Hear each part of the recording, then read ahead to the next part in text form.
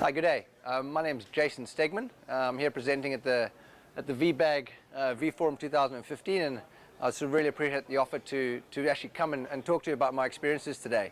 Something I'm going to focus on, which is a little different, really is work experiences and making the right decisions based on your career path. I am an SE for Tintry. However, this talk is really not about that. It's about obviously the journey that I've undertaken and some of my recent experiences. Bit of background for myself. I've worked in IT for 19 years. I've been very fortunate to travel with my career, and that was obviously intended. So I've originally started off in South Africa, as the accent probably gives away.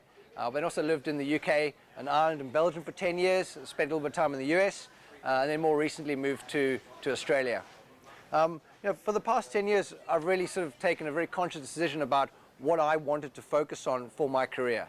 When you're younger, you chase the contracts a bit and you chase the opportunities, and it's really around just trying to keep yourself busy and ultimately just trying to get as much experience as possible. And then I find as you get a bit older, you obviously start to have a family, settle down, and ultimately work out what your priorities are and what your career path is. My real first, when I call my real first corporate job, was for a big petroleum company in South Africa. Back in the days of Novell and Exchange 5.5 and SAP R3. Wow, the world has changed somewhat since then. Obviously this is in the context of VMware. I've been doing I've been certified as a VCP since 2008 and have maintained that throughout my career. I've also been working with VMware since the GSX days back in 2005. So I suppose really the context that I really wanted to experience, the experience that I want to share, and the context is very key. So back in 2013, November, I finished up with a partner. And I looked around at the market and thought, what should I do? And it's interesting, one of the things I had not done was storage operations. I'd done a lot of virtualization, a lot of VMware work, and in the storage space, I'd done everything from solution design, pre-sales, some support, a lot of consulting. But I really felt, the operations was the one piece that I needed to sort of really complete in order to round off my skill set, as well as getting experience in that client-orientated world. And that's some people often lose sight of. I had friends and colleagues warning me, this is a step back. You're on the pre-sales path. You want to maintain that sales path. And while that point is valid, it really is ultimately down to your decision and making the right career path based on what you want to do, and more importantly, doing what you have to in order to achieve that. I can honestly say that this will be one of the best experiences I ever had was moving into an operations role. I really had a lot of freedom, and that's really key by having supportive management and colleagues that allow you to do that. And when I say freedom, the example of maybe changing Exchange backups from 7 days, which is not very doesn't have a lot of retention, particularly when a senior manager asks you to do a restore from 2 months ago, to speaking with the Exchange team, speaking with the operations teams, as well as management, and going, well, how can we do this better?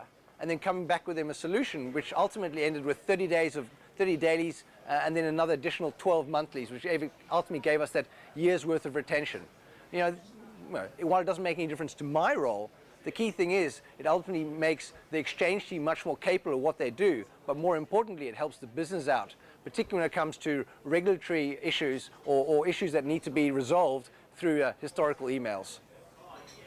The other thing really was around sort of having the right attitude. And I know that gets thrown around a lot, passion, attitude, so on and so forth. But it really does make a difference to how you approach your job. And also how you approach life, obviously, but really in the context of this is how you approach your role and how you can actually make that better for yourself and the people around you. So I suppose I'm sort of really want to focus on the key takeaways, and this is kind of where sort of more sort of analogies will probably come in. Do your job with integrity. This gets thrown around a lot, but I'm a very firm believer in what you put in, you get out. It's not always fair, and it's not always proportionate, but ultimately by leading with integrity, that gives you the ability to relate better to your colleagues and ultimately give management the information that they need in order to make the right decisions. And ultimately it really reflects on you as an individual. And another good example of this is recent colleagues that I spoke to, they said to me, oh Jason, we're looking at doing some work and so on and so forth. Long story short, we've gone in, we're looking at doing a POC I haven't had to go through the long sales cycle of trying to convince them, it's a great technology and, I think I understand your environment. What I've ultimately done is leverage the fact that we know each other, we've worked together for years, they trust me, I know their environment. So ultimately, by maintaining that integrity, allows you to ultimately, have better business dealings, and gives better outcomes. And again, this is something that's banded around a lot, but ultimately it really is about, building that trust, building integrity, and then utilizing that, for the organization, both, on the client side and the vendor side. So, the cliches, don't be afraid to ask or question. This is really one of the biggest, because again, it's something that's thrown around a lot. You should always question things. Obviously, there's a time and a place, but ultimately, if you have a problem with something or you don't understand something, the sooner you ask or you investigate, the sooner you can get on with your job. I had one of my very first managers, back in South Africa, told me, "Oh, geez, Jason, if you don't ask, you don't get." And I went, "Okay." So I asked him for a raise, which he then taught me the second lesson. You don't always get what you want. But he also had another very valuable lesson. His name was Patrick Minnie. And he said to me, "Jason," and I was only 18 at the time, he goes, "This is not an ego contest." You're 18, what do you mean it's not an ego contest? Of course it is. And really, spending more time with him and kind of getting understanding how he works, it really resonated.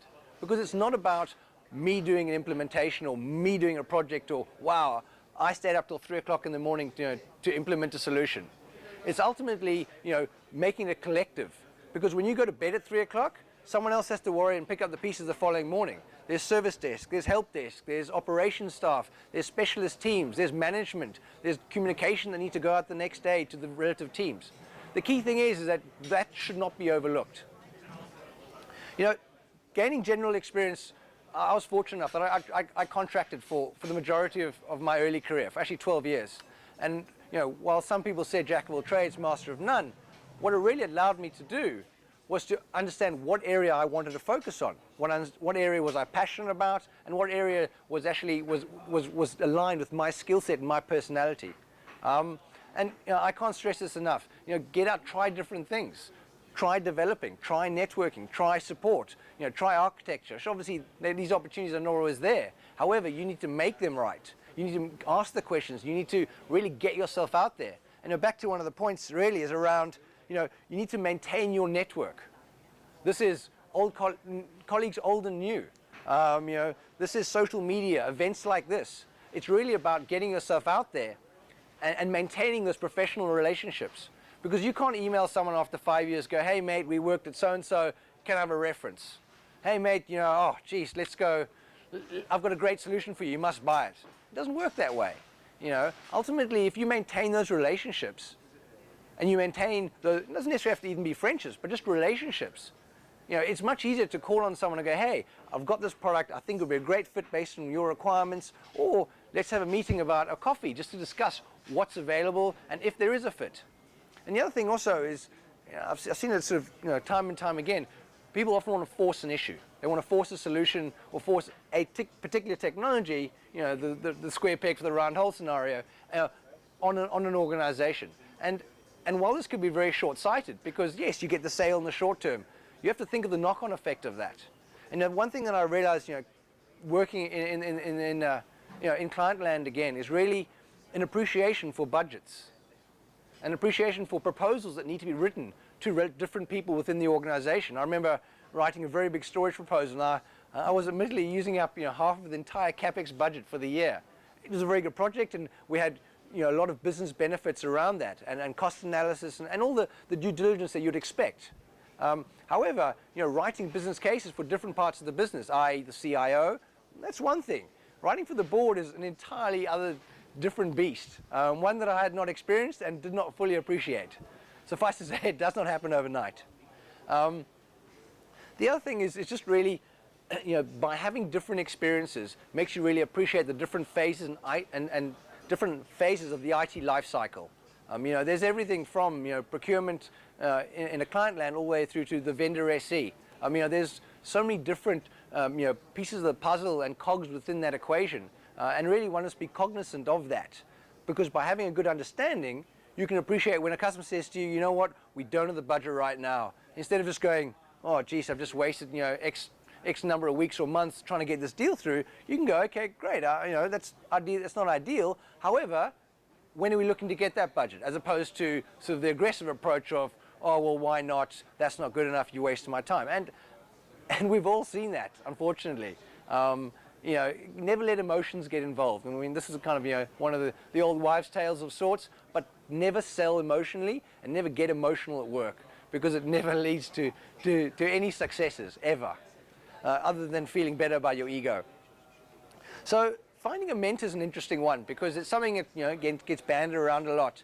And I've had experience with a lot of very good mentors over the years as I've traveled and actually maintained some of those.